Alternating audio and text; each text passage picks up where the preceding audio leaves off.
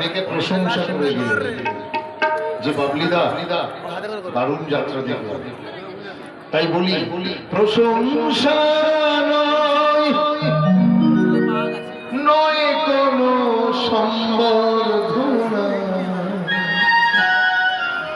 মানুষের ভালোবাসা পেতে চাই আমি, চাই শুধু মাধবপুর কমিটির কাছে, দর্শক মন্ডলীর কাছে শুভ